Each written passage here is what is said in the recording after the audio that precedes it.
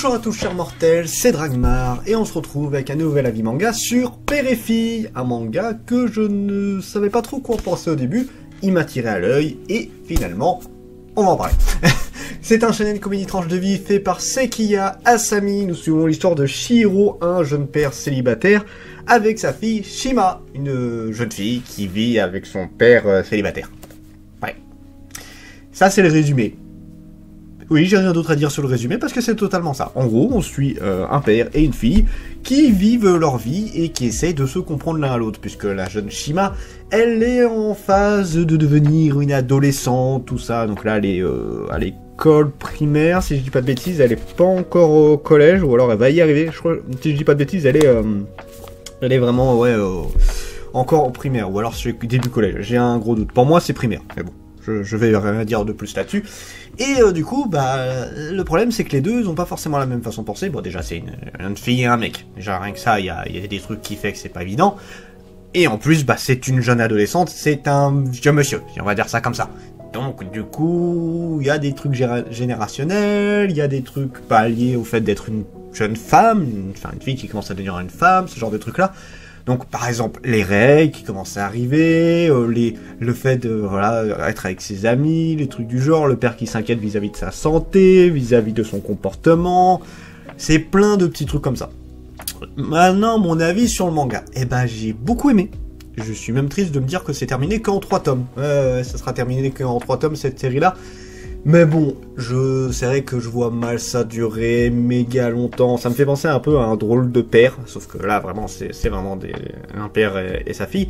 Mais c'est vraiment le délire, vraiment, on voit comment ils évoluent, tout ça, comment elle grandit, comment elle voit les choses. Le père, il va faire des trucs pour l'aider à grandir. Genre, à un moment, il va lui demander de passer une commande pour une pizza, un truc qui a l'air tout con pour nous, mais pour un enfant c'est quelque chose de pas facile, parce que ne serait-ce que appeler quelqu'un au téléphone qu'on connaît pas, bah, c'est pas simple, passer la commande, tous ces trucs là, voilà, c'est des trucs comme à la con, mais voilà. Le père qui écrit un blog sur sa fille qui est public à tout le monde, chose qui ne va pas plaire des masses à sa fille, toi, c'est des trucs comme ça en fait, c'est vraiment juste la vie de tous les jours d'un père célibataire avec sa fille qui essaye de vivre un vrai... Bon, elle le déteste pas, hein, mais voilà, c'est une adolescente, elle commence à rentrer dans sa phase rébellion, dans sa phase... oh, il m'emmerde, oh là là, je veux faire ci, je veux faire ça. Et le père qui essaie tout juste de comprendre sa fille et faire en sorte que tout va bien. Sauf que ça marche pas à tous les coups, des fois c'est pas la bonne méthode, et ça se ressent beaucoup. Mais voilà, c'est une histoire qui est quand même tout mignon, qui se lit sans aucun problème, j'ai vraiment beaucoup aimé. Les personnages sont très attachants. C'est bon, surtout Shima que j'apprécie beaucoup. Le père est marrant, le père est très rigolo. Mais ouais, c'est vraiment la jeune fille qui me fait très marrer sur son comportement, si je peux dire ça comme ça. Et du coup, alors ça va être un manga assez rapide à expliquer. Hein. Potentiel du manga pour l'histoire, alors rien d'exceptionnel. Hein, la vie de tous les jours d'un parent et de sa fille, c'est pas la première fois qu'on a ça. C'est clairement pas l'œuvre qu'on voit le plus souvent. Mais c'est pas un sujet inconnu, on a déjà eu ça quelques fois. Ça reste un sujet toujours intéressant, qui peut toujours plaire. Après il y a l'art et la manière. Pour le coup celui-là je trouve qu'il se débrouille plutôt bien.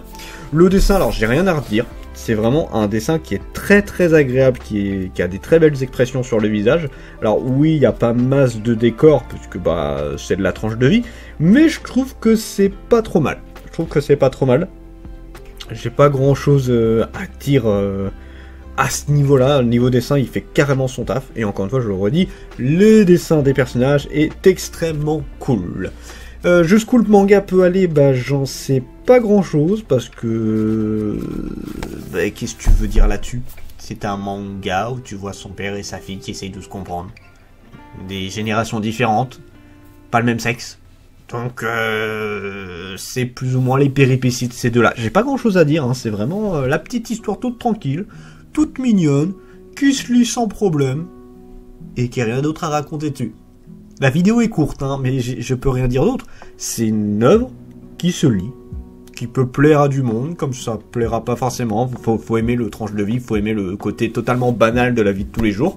Il y a un côté comique, hein, il n'y a pas de problème, mais voilà, on va s'arrêter sur ça, hein, je n'ai rien d'autre à dire. C'est une œuvre qui m'a énormément plu, et je ferai clairement les 3 tomes. J'ai déjà commandé le 2e tome, et je ferai le 3e. C'est une bonne petite série que je vous conseille. si vous voulez juste passer un bon moment. Sur ce, c'était Dragmar, et je vous dis à la prochaine, chers mortels.